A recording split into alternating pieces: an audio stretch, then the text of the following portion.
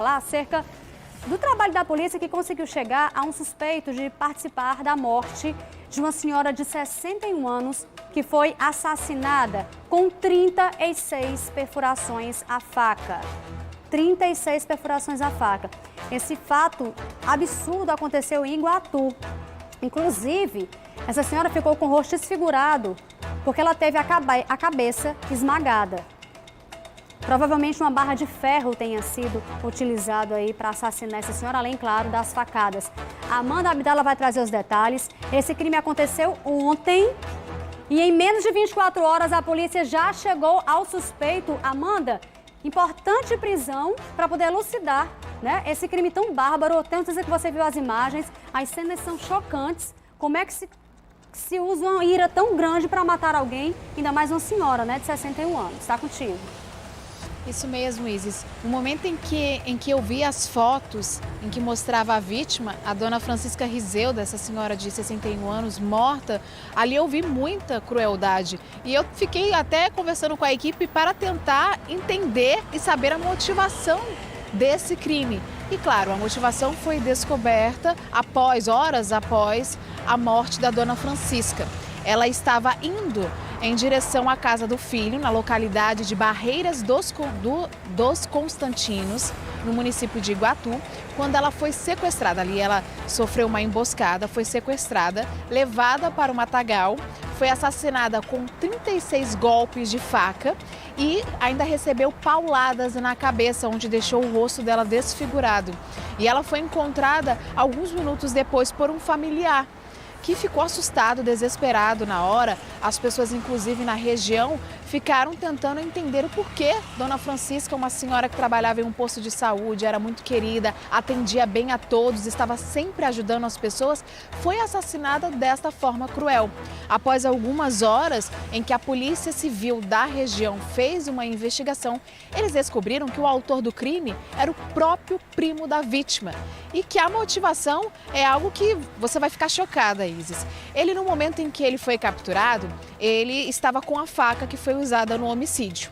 A princípio, ele tentou negar, disse que não tinha nenhuma participação, enfim, mas quando encontraram uma faca com ele, ele não teve como negar, confessou o crime e disse que decidiu matá-la porque ela era uma péssima vizinha. Antônio Freire deu essa informação aos policiais no momento em que ele foi capturado. Ele disse que brigava com ela, já brigou com ela por diversas vezes, que não conseguia morar ao lado dela, que ela era uma péssima vizinha, barulhenta, enfim, contou várias histórias para os policiais. Ele foi conduzido à delegacia, foi autuado por homicídio qualificado e depois, quando os policiais, claro, dando aí sequência à investigação, conversaram com os familiares e também com os vizinhos, tiveram a informação que, na verdade, ele era o mau vizinho. Ele perturbava todos, ele tinha problema com várias pessoas. E como ali, no caso, ele tinha briga com as pessoas, ele teve essa reação de se vingar na própria prima, cometendo esse crime bárbaro, Isis. Amanda, pelo amor de Deus, que absurdo! Já pensou se cada vizinho que briga com o outro for inventar de fazer isso? Ainda mais com essa informação confirmada por vários membros da família dessa senhora de que o problemático é ele. E aí mais um motivo para que a polícia deixe esse homem apodrecer atrás das grades. Porque se ele se chateia, ele pega uma faca, dá 36 facadas na própria prima, desfigura o rosto da mulher. Quando eu vi a foto, Amanda, eu disse, isso aqui foi tiro de escopeta. Porque a mulher perdeu a metade do rosto. Depois que nós descobrimos, Amanda, que se tratava... Eu recebi informações que seriam barradas de ferro, mas você falou pauladas, né? Já que houve agora a prisão desse monstro aí, e ele acabou confessando. Ainda se deu o desplante de negar, estando com a arma do crime. E porque não gostava dela. Ou seja, ele é a pessoa que trazia o problema para a comunidade.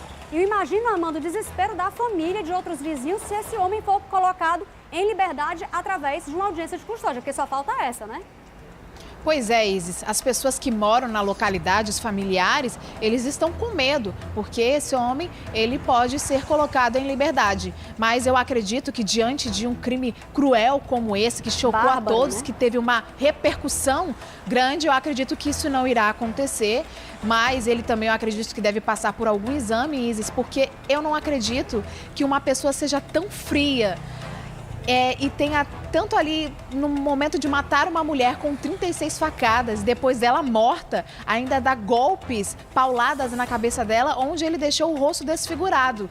Que ali no momento em que o familiar encontrou a dona Francisca, ele ainda chegou a ficar na dúvida se seria parente dele ou não. Mas logo depois, pelas roupas, até mesmo pelo trajeto, pelo percurso ali, que era em direção à casa do filho dela, ele teve certeza que era a vítima e começou o desespero, ali a tristeza dos familiares. É muita ira, Amanda, é muita ira. E pela forma como o crime aconteceu, acredita-se que ele já talvez tenha até premeditado, né? Porque a pessoa não sai de casa com uma arma, com uma faca, um revólver, seja o que for, sem ter a intenção de fazer o mal a alguém.